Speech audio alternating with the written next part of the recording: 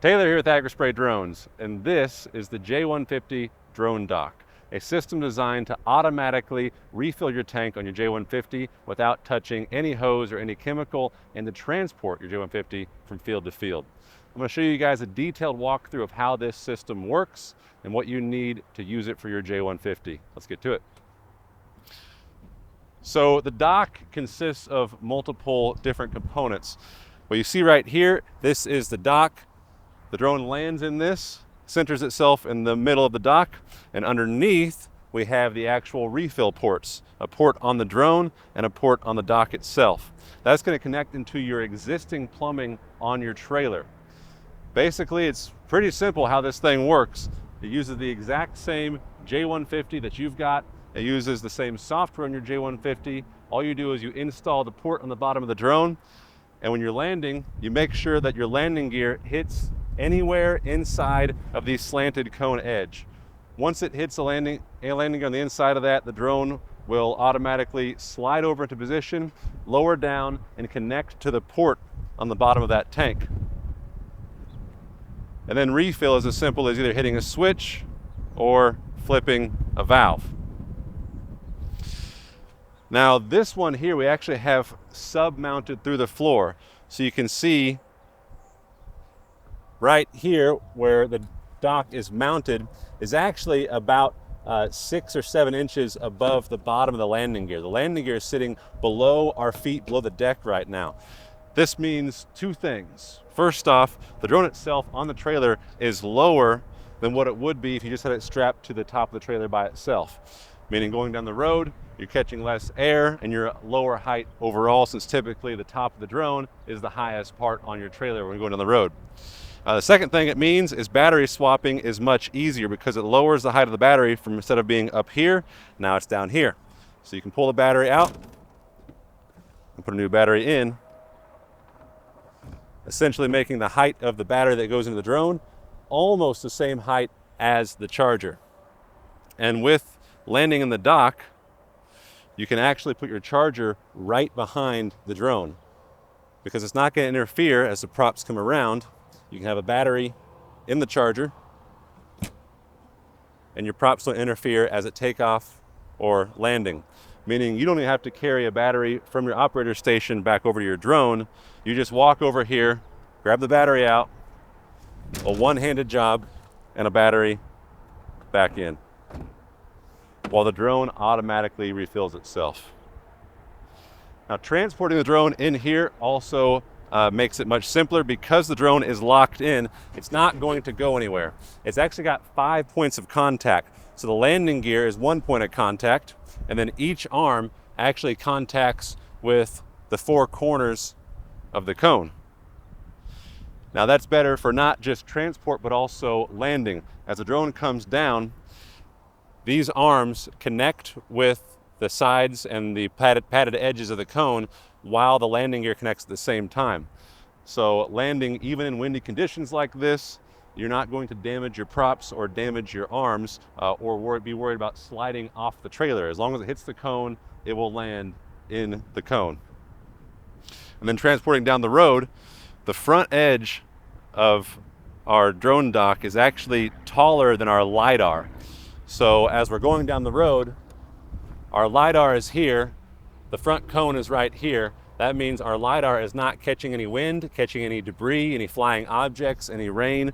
It's hitting the cone and going around the drone. So it's going to protect everything on the camera and the LiDAR from debris as you travel down the road. And this thing is, we've had a lot of miles with the drone in the cone traveling down the road with no straps on it, and it transports just fine. Of course, your props, usually you want to fold those in and strap those down if you're going too far. Okay, now let's look at the plumbing on this. So we can see on the bottom, we've got our ports, one on the bottom of the tank of the drone, one on the bottom of our drone dock. Those will mate automatically as the drone lowers down into the dock. And then coming out of our drone dock port on the bottom, it goes into a valve, electric valve, and then it goes into a flow meter. That's going to connect into your existing plumbing on your trailer.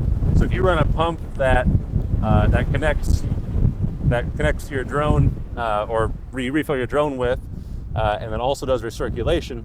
That same pump you connect into this system right here. Now, on the plumbing side, you actually have two options. So the drone dock is going to come with the dock and the ports. Now you can run your existing plumbing in just a manual valve like normal, or you can run a batching system to truly automate it. Say hi, Dennis. Hi.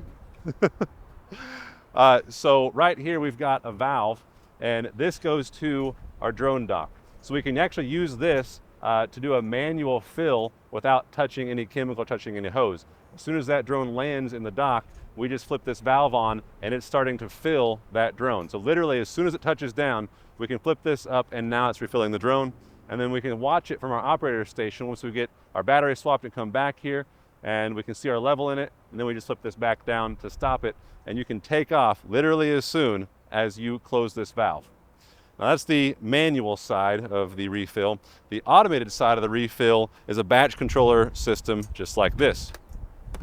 This batch controller system allows you to input how much volume you want in the tank. So as the drone is coming back to the home point to land, you're looking at the volume on your screen, and then you input that volume by going up a gallon, down a gallon, or up a tenth and down a tenth. And then it'll give you a readout of 15 or 18 gallons, however much you want. You push that blue button, that's going to open the electric valve that's on the dock, and it's got a flow meter that's going to count the volume as it goes through. The valve and the flow meter are both IP rated and chemical rated as well.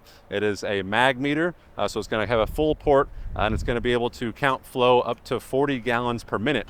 Meaning if you have a fast enough pump, you can refill a J150 in 30 seconds. And that can literally be your ground time, because as soon as you push that button, as soon as it lands, it is refilling. And while it's finishing refilling, you can have your remote in your hand and you can be loading that next mission. So your limiting factor truly is the speed of your pump and how fast you swap the battery, because it can start refilling as soon as it touches down, and honestly, it can keep refilling up until takeoff. So not only does it reduce chemical exposure, increase transportability, increase operator comfort, but it also improves efficiency if your pump is set up correctly. Now, we'll show you guys our pump on our trailer, but yours is going to probably look different, and it doesn't really matter because you can hook it up to really any pump that you've got. But we'll go downstairs and take a look at that. So we've been running this Red Lion pump for quite a while now. It's a large 2-inch inlet, 1.5-inch outlet. We can fill a drone pretty fast with this pump. So this pump here, similar to most setups, is running continuously all day long. It's pulling product in and it's shooting product back up, and then it's recirculating back into our batch tank. We're running an auto mixer, so we have a smaller batch tank on here. But it's continuously running and recirculating, but it's also pressurizing our hoses on top of our trailer. That means that the drone dock has a pressurized hose at all time. As soon as that valve opens, it's refilling. This is how most setups work. So if you already have a hose on top of your trailer that you fill your drone with, if you just tee off of that hose and connect it to your drone dock, your plumbing is done. That's literally as simple as it gets. Okay, we've got plumbing, we've got how the drone dock works. Let's take a look at the bottom side of the drone dock to look at the plumbing there. So you can see the hose runs along up here from our valve and our operator station. That hose goes to the underside of our drone dock. So you can see as we recess this drone dock through the top of our trailer, that means our plumbing actually fits under the trailer. That clears up some of the clutter and some of the space and any hose that you have laying on top of the trailer, and it actually shortens the distance from your pump to your drone without having to go up through the trailer and then back over. And then of course it keeps everything out of the weather as well if it does rain on top. One thing I did forget to mention up top is for chemical spills or runovers, the drone dock will catch all of that, and actually coming out of the port, you can connect that 1/2-inch hose right there. It's just connected to the 1/2-inch port. You can connect that port back to, or that hose back to your batch tank, and then anything that spills as the drone is taking off or as the drone is landing will actually flow through that hose back into your batch tank, so you're not spilling it on top of your trailer. Okay, I think that's about it. All right, we're producing these right now, right here in Missouri.